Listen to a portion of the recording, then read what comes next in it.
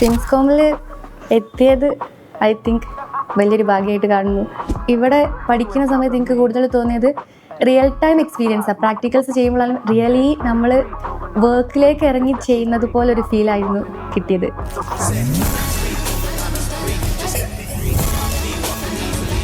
Mainly accounting softwares നല്ലോണം തറവാക്കി പഠിപ്പിക്കുന്നുണ്ട്. ഈ ടാലി, എക്സൽ, SAP പോലത്തെ നല്ലോണം നമുക്ക് ടൈം എടുത്തിട്ട് തന്നെ പ്രാക്ടിക്കൽസ് ചെയ്തിട്ടാണെങ്കിലും തിയറി ക്ലാസ് തന്നിട്ടാണെങ്കിലും നല്ലോണം തറോലി പഠിപ്പിച്ചിട്ടാണ് വിടുന്നത്. പിന്നെ ടാക്സേഷൻ കുറച്ച് വാസ്റ്റ് ഏരിയയാണ്.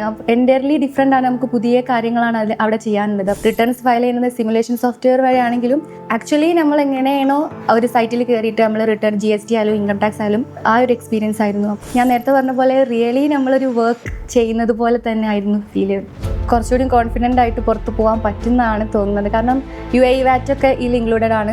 എല്ലാവരും 6 മന്ത് അല്ലെങ്കിൽ 3 മന്ത് കഴിഞ്ഞിട്ടൊരു ഇൻറ്റേൺഷിപ്പ് പോലെ പ്രൊവൈഡ് ചെയ്യുമ്പോൾ ഇവിടെ നേരെ തിരിച്ച് നമ്മൾ ഓൺ ദ കോഴ്സ് ആയിട്ട് നമുക്ക് ട്രെയിനിങ് പോലെ തന്നെ നേരത്തെ പറഞ്ഞ പോലെ റിയലി നമ്മൾ ജോബ് പ്രാക്ടിക്കലി എക്സ്പീരിയൻസ് ചെയ്യുമ്പം എന്താണോ വർക്കിൽ ചെയ്യുന്നത് അതേപോലെ തന്നെ പഠിച്ചുകൊണ്ടിരിക്കുമ്പോൾ തന്നെ ഇൻറ്റേൺഷിപ്പ് പോലെ തന്നെയാണ് ഇവിടെ പ്രൊവൈഡ് ചെയ്തത്. അപ്പം ഫിൻസ്കോമിനെ മേ ബി ആ കമ്പാരിസൺ കൊണ്ടുവരുന്ന ഒരു കാര്യം ഇതന്നെ ആയിരിക്കും. Okay, mainly Ajin sir, Anurag sir.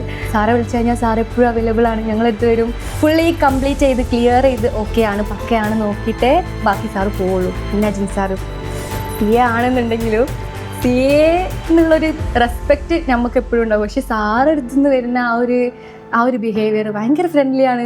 എല്ലാ കാര്യങ്ങളും നമ്മൾ കംഫർട്ടബിൾ ആയിട്ട് ചോദിക്കുക, പറയാം.